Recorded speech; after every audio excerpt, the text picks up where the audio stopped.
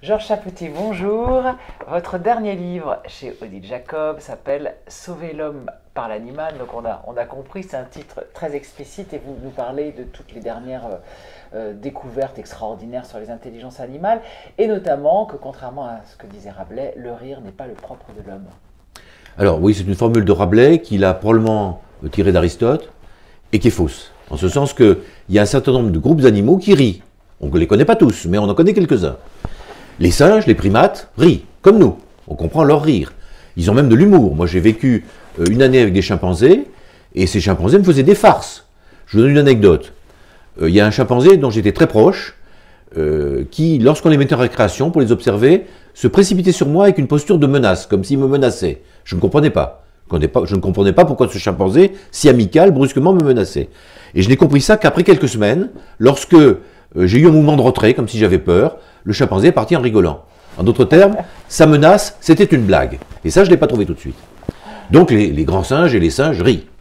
Chez les chiens, les gens qui connaissent bien les chiens savent que lorsqu'un chien est heureux, il le manifeste souvent par une expression sonore, il halète un peu en ouvrant la bouche, et ça ressemble beaucoup à un rire.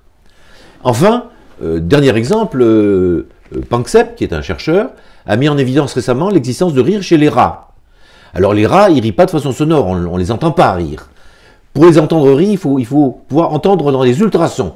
Donc il faut brancher un microphone, ce qu'a fait Panksepp, et là il constate que lorsqu'il chatouille ses rats, les rats rigolent dans les ultrasons sans arrêt, que les ratons qui jouent entre eux passent leur temps à rire, que ceux des ratons qui rient le plus sont préférés comme camarades de jeu, etc. Donc il y a tout un rire chez les rats qui n'est pas perceptible à l'homme, mais qui est très important pour le vécu de cet animal.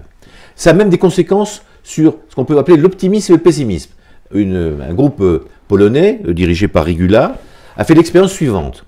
Vous prenez des rats, dans une ambiance sonore, ils savent qu'ils vont, en appuyant sur un levier, éviter une punition.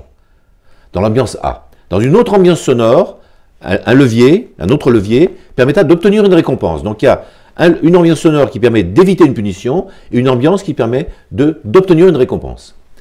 Et puis, on va leur proposer ensuite une ambiance sonore entre les deux, qui est intermédiaire entre la première et la deuxième. Que vont-ils faire? Sur quel levier vont-ils appuyer? Alors on sélectionne les rats, il y a des rats rieurs et des rats peu rieurs. Des rats joviaux et des rats qui sont moins. Et donc, Rigula montre que les rats rieurs vont avoir tendance, dans une ambiance qui n'est pas claire, à appuyer sur le levier qui permet d'obtenir la récompense. Ils sont persuadés que ça va aller. Voilà, ils se disent, oh là là, il y a une ambiance qui n'est pas très claire, j'appuie et je vais obtenir de la nourriture.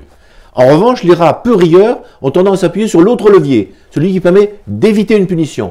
Ils disent, oh là là, une ambiance pas claire, on va éviter d'être puni. En d'autres termes, ce qu'interprète Rigula, c'est que les rats rieurs sont entre guillemets optimistes et que les rats non rieurs sont entre guillemets pessimistes. Bon alors rions, hein.